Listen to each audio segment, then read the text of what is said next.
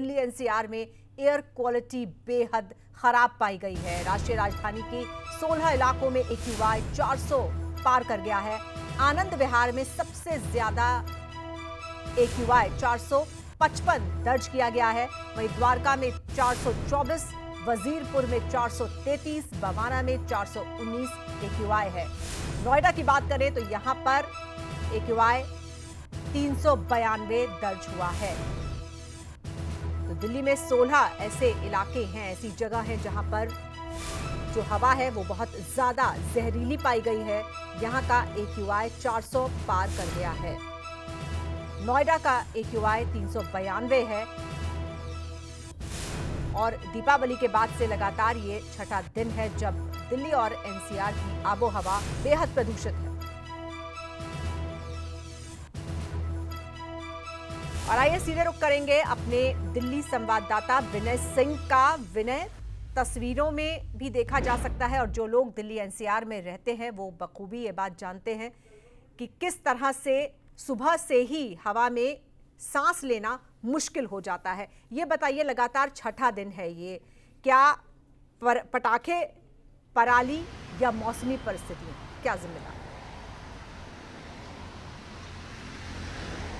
देखिए, जो लोग दिल्ली एनसीआर में रहते हैं उनको पिछले कुछ सालों से लगातार इस तरह के मौसम का सामना करना पड़ रहा है। खास तौर पे जब दिवाली के बाद का समय होता है, जब मौसम में ठंडक होती है तो प्रदूषण का स्तर इस तरह खतरनाक हो जाता है।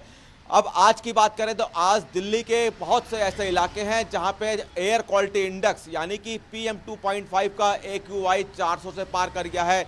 अगर मैं तस्वीरों के जरिए भी आपको दिखाना चाहूँ तो यहाँ पे हालांकि फिलहाल चूंकि धूप निकल चुकी है, लेकिन फिर भी अगर थोड़ी दूर तक नज़र डालें तो वहाँ पे मौसम, आपको जो वातावरण है धुंधला जरूर दिखाई देगा।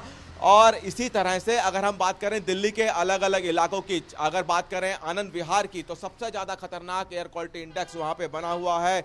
450 से पार कर गया है आनंद विहार में एयर क्वालिटी इंडेक्स। आप समझ सकते हैं कि 450 से एयर क्वालिटी इंडेक्स पार करने का मतलब वहाँ पे जो लोग रह रहे हैं, वहाँ पे जो लोग मौजूद होंगे उनको कितनी ज़्यादा तकलीफ हो रही होगी, यानी कि खास तौर पे उन लोगों को जिनको सांस लेने में परेशानी है।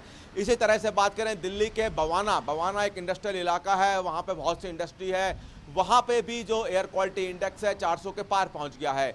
अब चूंकि लगातार जो सरकारें हैं, चाहे वो दिल्ली सरकार हो या फिर नज़दीक जो दिल्ली से सटे इलाके हैं वहाँ की बात करें, तो वहाँ पे लगातार प्रदूषण को कम करने के लिए अपनी अपनी मुहिम, दिल्ली सरकार की बात करें तो दिल्ली सरकार हर साल कई तरह की योजनाएं, कई तरह की मुहिम जरूर चलाती है प्रदूषण को कम करने के लिए, लेकिन उसका कोई असर दिखता नहीं है, क्योंकि प्रदूषण से जो दिल्ली के लोग हैं उनको सामना करना पड़ता है।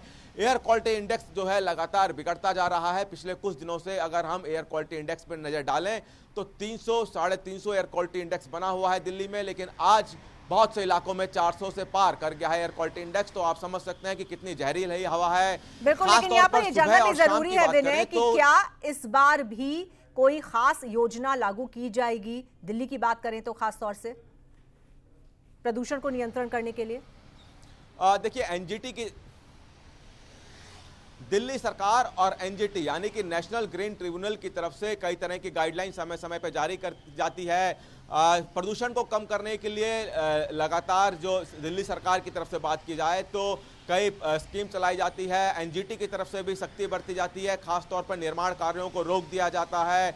जनरेटर जो होते हैं, जनरेटर इस्तेमाल पे रोक लगा दी जाती है। इसके अलावा जो गाड़ियां हैं उनका भी पोल्यूशन चेक कराने के लिए लगातार सख्त कवायद पुलिस द्वारा चलाई जाती है। कई तरह की व्यवस्थाएं पोल्यूशन कंट्रोल के लिए की जाती है, लेकिन उसका असर उतना नहीं दिख पाता है, क्योंकि जब AQI 400 से पार पहुंच जाता है तो आप समझ सकते हैं कि परेशानी का आलम कितना ज़्यादा होगा। सुबह और शाम की बात करें तो लोगों को आंखों में जलन की शिकायत भी सामने आने लगती है, क्योंकि प्रदूषण इतना ज़्यादा होता है। खासतौर पे जो लोग 2 व्हीलर पर सफ़र कर रहे होते हैं या फिर पैदल सफ़र कर रहे होते हैं, उनको आंखों में जलन की शिकायत भी आती है। तो आप खुद ही अंदाज़ा लगा सकते हैं कि जब आंखों में जलन होना शुरू हो जाती है तो ये हमारी आंखों के लिए ही नुकसानदायक नहीं, बल्कि हमारे फेफड़ों के लिए भी नुकसानदायक है। सांस की जो परेशानी है, खासतौर पर जो बच्चे हैं और जो बुजुर्ग हैं, उनके लिए इस तरह की हवा ज़्यादा खतरनाक होती है। जी बिल्कुल बिल्कुल विनय।